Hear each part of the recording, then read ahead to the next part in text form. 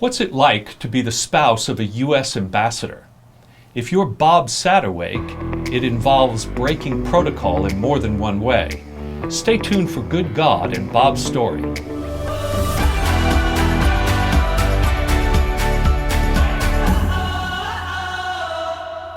Welcome to Good God, conversations that matter about faith and public life. I'm your host, George Mason, and I'm pleased to welcome to the program today my friend Bob Satawake. Bob, good to have you with us. Great to be here. I'm going to hold the book up here and mention that you have written this book called Breaking Protocol, Forging a Path Beyond Diplomacy. And we're going to get into some of the protocol and diplomacy aspect of it later in our conversation. But this book actually talks about your path generally too, and that is, it takes us back to your childhood and to how things emerged for you along the way. And I found that to be at times heartbreaking, in fact. That I think this is a story that's important to understand the rest of your story also. So you and I have been friends for several years now, and you're a member of our church, you and your husband Wally, but getting to the point where you would be a married gay man in a Baptist church is an extraordinary thing based on where you grew up and how that happened. Tell a little bit about what it was like to grow up in rural Oklahoma. Sure. As a young Native American, poor gay man. Yep. In a culture that didn't really foster and nourish your identity as such, huh? Yeah, well, interesting. You put it like that. It sounds like it's a whole other book. Maybe, I don't know. We'll have to think. But a lot of it is in that first part. A lot of it's in there.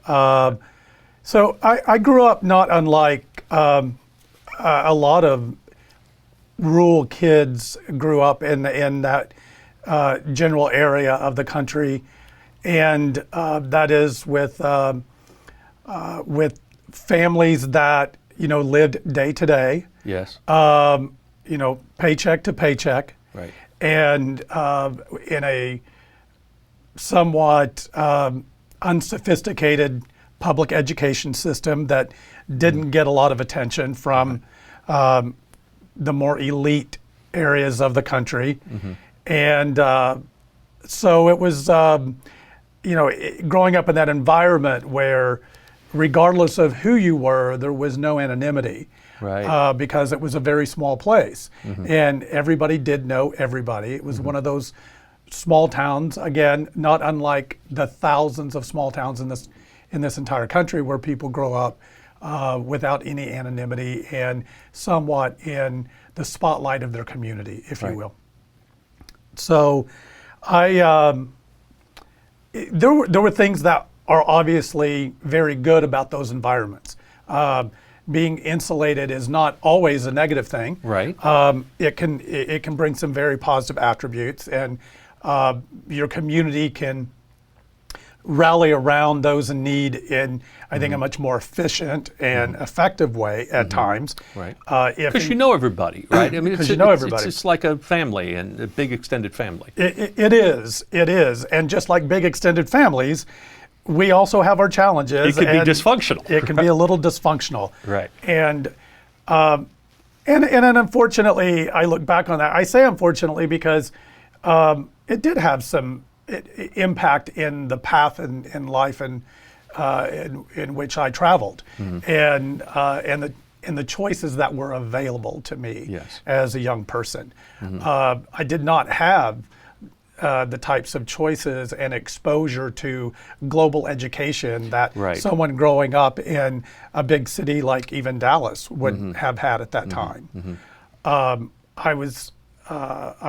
grew up going to church, and a Southern Baptist church, and that was a focal point, I think, for a lot of community activity. Yes. Whether it was, I only knew of three religions when I was growing up: Southern Baptist, Catholic, and Jehovah's Witness. Yes. Those were the only three religions I knew. Right. And I didn't even know others existed, honestly, until maybe even adulthood, to be Right. quite honest about it. I think I learned of the Mormon faith in college, not really truly understanding what that was. And but beyond that, I had no idea about Right. global faiths Yes. and Buddhism and Muslims and Jewish people and Sure. Jewish religion and the Jewish Right. faith. I knew none of those things. We weren't exposed to that type of thing. With that said, I'm not saying that that was necessarily, that lack of exposure was negative. Right. We were relatively, from a faith community, I would say that people were relatively kind. I never, as a young man, ever heard the church speak of homosexuality. Right. And I think primarily because we, again, that insulation of being not exposed to that. Right. Now, young kids in school and my my bullies in school Right. certainly had heard about these things. Well, and you were bullied in school. was, And to the point where you actually changed schools because of it. I had to, yeah. Yeah. So when you That was take- a rough time. What you take away from that experience, is it related more, would you say, to your Native American identity, to your being gay, to your not fitting in other ways? What would you say about that? So I think it was a combination of our economic position in the community and my the perception of my fellow classmates of being a gay man. Okay. And I say perception because at the time, though I may have had conflicting feelings or not the same feelings toward young girls that my fellow classmates were having at that time, I certainly had no idea what homosexuality was or what that meant. So in a way, your classmates told you who you were almost before you fully understood it yourself. Long before. Isn't that interesting? Long before. Yeah. And I do think there is some relevance to that. Yeah. I do think that young people are very perceptive Yes. of the differences between themselves Right. and their fellow friends of Right. similar age. I'm no child expert, but I was a child at one time, and that certainly was my experience. So the pain of rejection of your peers led you to move to your uncle's house, right? This is true, yeah. And go to another school where they didn't know you. That's correct. What was that like in your family for that to happen? You know, it's interesting. I've never had the discussion with my mom and dad beyond the time that all this took place. My reflection and what I write about in the book was obviously it was a very strained time Yes. within our family, but I don't particularly remember it being strained specifically because I needed to leave the town where I was living. Right. I think looking back on it as an adult now, and realizing that I really was going from one very emotional environment into another very emotional environment, but being unaware that the environment I was going into was that emotional. So how did you come to a deeper awareness of your sexual orientation? When were you able to embrace that and to say, you know, this is just who I am, and I'm going to accept it as such? So awareness and embracement Would be two different things. Yeah. entirely. Okay. I certainly became aware of it in college. Okay. That I was a homosexual and that I was struggling through the comfort levels of that. In college, I was the first time in my life that I was exposed openly to other gay people. And even though I did not befriend them, I certainly understood somewhere in the core of my being that they were human beings the same as everybody else and Right. deserved the same treatment, and access to all of the college environment and experiences that I had access to. Right. And we even had those challenges on campus. Sure. And this was a big state school. It was University of Oklahoma. Right. And I remember specifically there being a debate in the student government whether or not the at the time, the gay group, I don't even think they called them gay. I'm trying to remember, honestly. I don't know what they called them, to be honest with you. But the homosexual group on campus, one, could they even be officially recognized? Right. That was one debate. And I think the debate around that was if they were officially recognized, then they would be entitled to funds from student government for their organization and access to meeting spaces and things of that nature. And I remember this being a very contentious debate in student government. And the whole time my question was, why is everybody so up in arms about this? Right. I didn't have the wherewithal to really understand why I was thinking that way, but I knew that they were humans too, and they certainly, that was their school as well, and I just felt like, well, they should have access to that. And I think maybe part of it was I knew intimately what it was like to be rejected. Sure. From my So fast forward to days. Dallas, because you eventually moved to Dallas. Now you're flying for American Airlines. That's correct, I did. As a flight attendant. And you are living in Oak Lawn, right? Or thereabouts. Right. And so you find yourself now in a gay-friendly environment. So I think people don't fully understand how helpful it is to acceptance to be actually in a community where there are others like you and you can just more or less be yourself, right? Was that a big factor in your being able to accept who you were? And because I know you met Wally during that period of time as well. True. Yeah. So in 1988, when I moved to Oak Lawn, it's interesting you used the term, it was a gay-friendly environment. It wasn't a gay-friendly environment. Okay. It was a community of gay people. Okay. And a community of gay people that literally had come together, not unlike other gay communities all across this country, for the same purposes as a lot of small towns restrict growth. Yes. And that is they want to be insulated from the rest of the world. I see, yes. For protection purposes. Yes. And where they can, have communication with their neighbor and not feel like they're going to get their house burned down because of who they are and who they love. Right. So, that was Oak Lawn in 1988 was a very different Oak Lawn than it is today. Right. But to answer your question, yes, it allowed me to realize for the very first time that not only was I not a minority, but I was part of a really large minority. Okay, and that helps to have the sense of numbers, the sense that I'm not really so strange here in the world, but I have a sense of community with others who are making their way in a healthier way than I might have wondered. So you meet Wally in Dallas, and you begin a life together and eventually move to Chicago, where you get into the real estate business, and Wally is in business as well, and you begin to get involved in LGBT kind of advocacy work as well.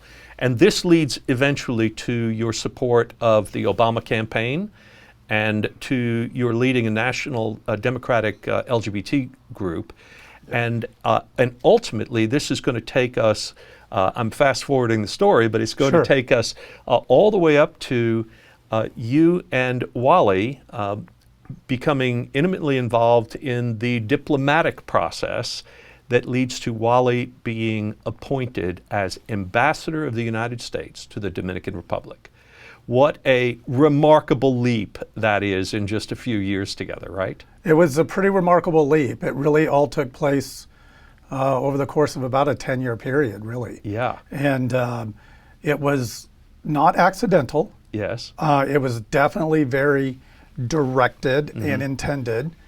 Fortunately, the outcome proved to be fruitful. Yes. Hence, I guess that's why we're sitting here now. Right. But it was a great experience all the way around, as well as life life changed dramatically overnight from literally moving from Dallas to Chicago. Yes. Life's just changed overnight. Right. And it's amazing what exposure to different communities Sure. and I've had the good fortune over the years of having traveled now to 72 countries. Wow. And experiencing what globalization truly is, and having the opportunity to have had that educational experience.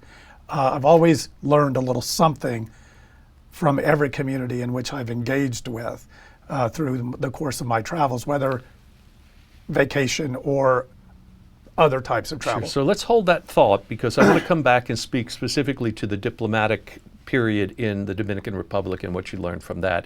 We're going to take a break and be right back. Okay. Sounds All right. good. Great.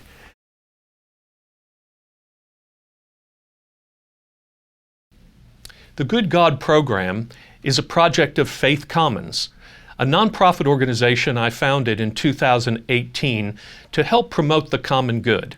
Doing public theology across faith traditions and across racial and ethnic lines is an important thing today in our communities. We hope you'll continue to enjoy Good God, but look at some of the other things we're doing also through Faith Commons at www.faithcommons.org.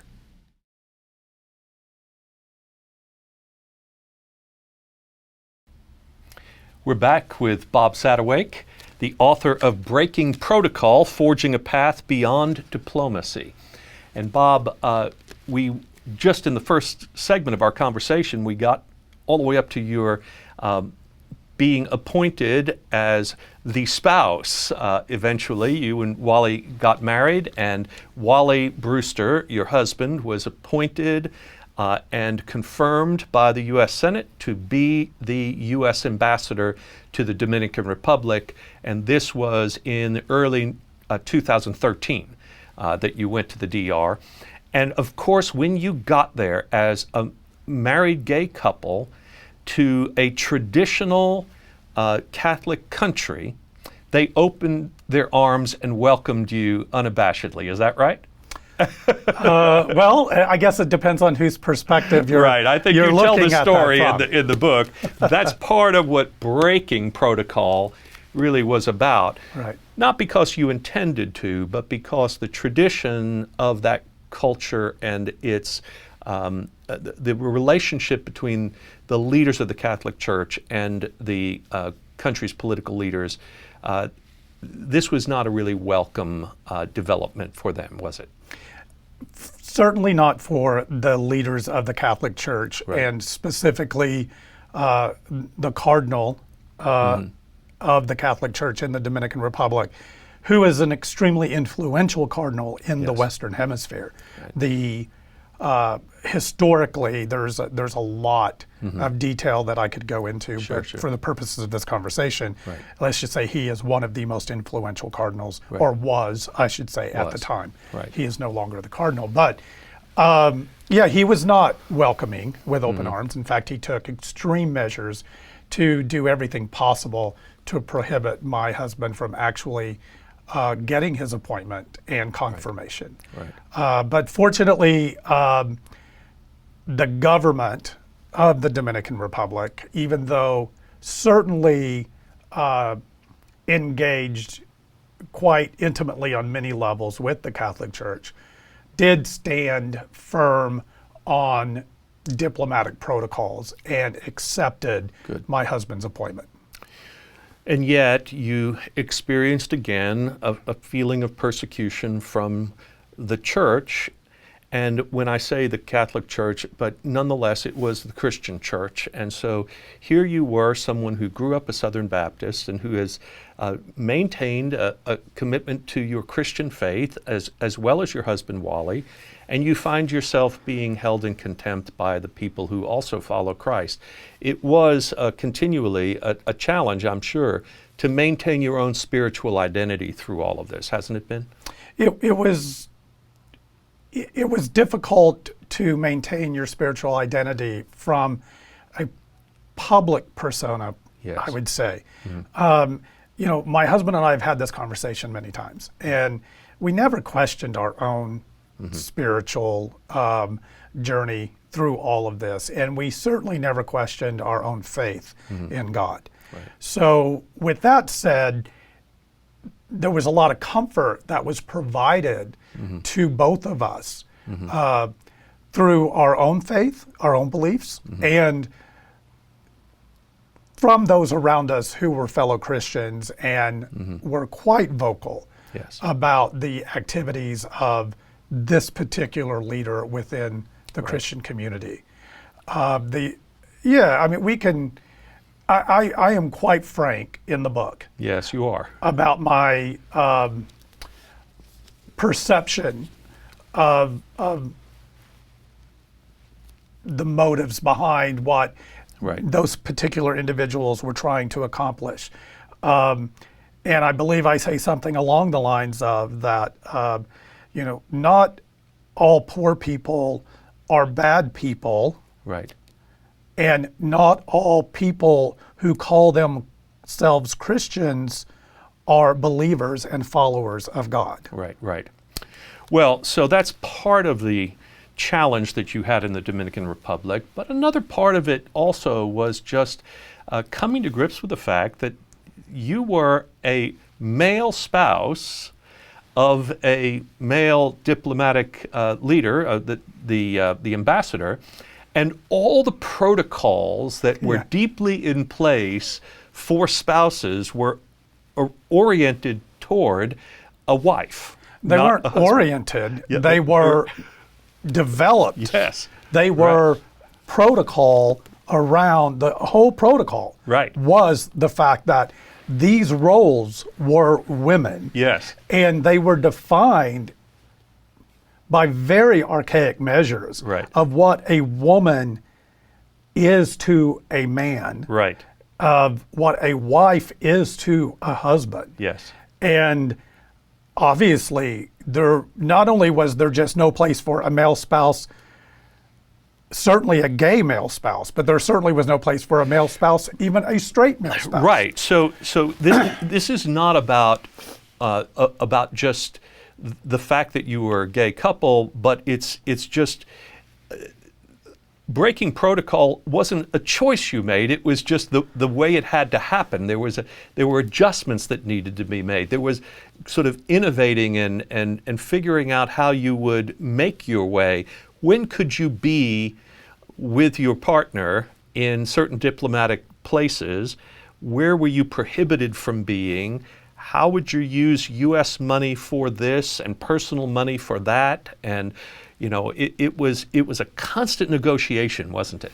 It was a constant 3.5 year negotiation. Yes. And what's interesting about that is if the leader of the church had, the Catholic Church, I should say, had his way, Yes. I would never have left the house. Right. And he as much told my husband that should be the case. Right. He met with him within the first 2 weeks of us arriving in the country, attempting, I think, on some levels to explain the lack of appropriate reception from his boss, the cardinal, about our entry into this diplomatic community. Right. And then, I'm trying to be diplomatic here. I understand. Well, you are diplomat. You're a diplomat. Yes. But he told him just straight up that your husband should live behind the walls of the embassy in this residence and should not be seen in public with you. And if you were to abide by this advice, I think things will go well for you. However, things could get difficult if you choose otherwise. So one of the things I think people don't understand about an ambassador role is, well, first of all, there are two kinds of ambassadors, right? There are career ambassadors that work for the government and are sometimes moved around to different countries. And then there are political appointees that are ambassadors, and you fall into this category, Wally was. And even when I say you did, part of the story of this book is another protocol challenge, and that is Wally was the ambassador. There's no official role for a spouse. It's one that needs to be sort of made up, but you're always sort of in the shadows. Are you part of this diplomatic team, or is it really just the ambassador?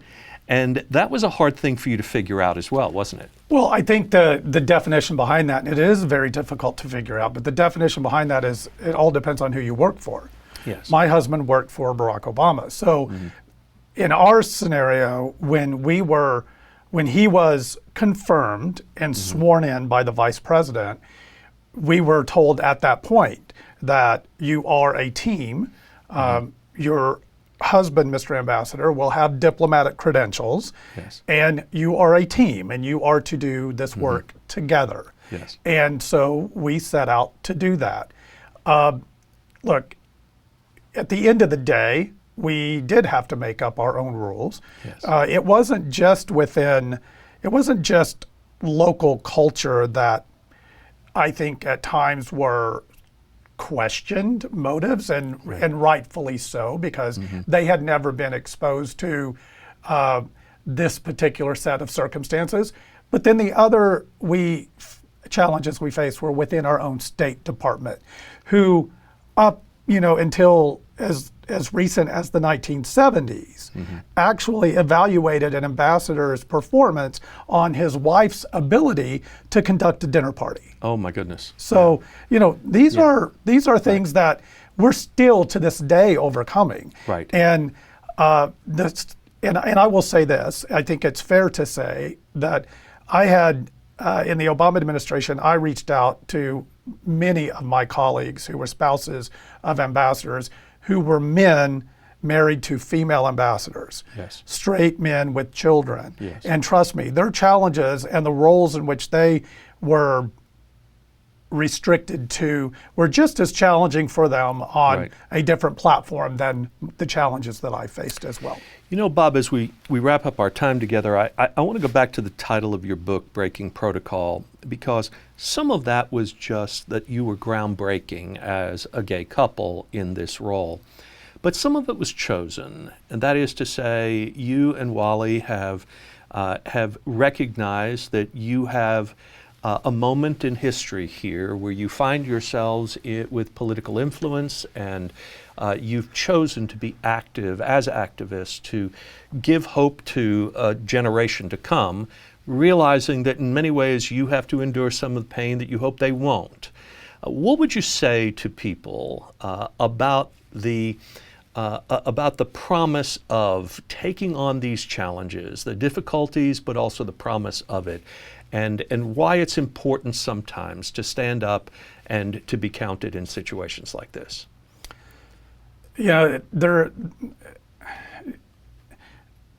It's difficult.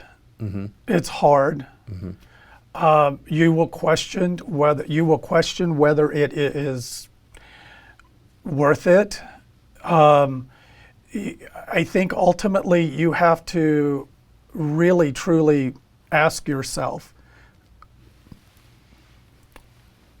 what am I here for? Yes. And ultimately for myself, and I feel pretty confident I can speak for my husband as well, and that is we're here for one thing, and that is the world should be left better than we found it. Yes. And we have a responsibility to provide whatever talents that we can to support an initiative forward for people's lives to not have to endure the challenges that we endured. Good. Bob, as your pastor, it occurs to me that part of our Christian faith is the willingness for us to follow in the example of Christ. And he was the one who was not willing to just comply with the status quo, but he himself took up his cross and was willing to sacrifice himself out of love for others. And we today are his followers, not simply to reap the benefits of it, but also to share in his suffering and in his mission.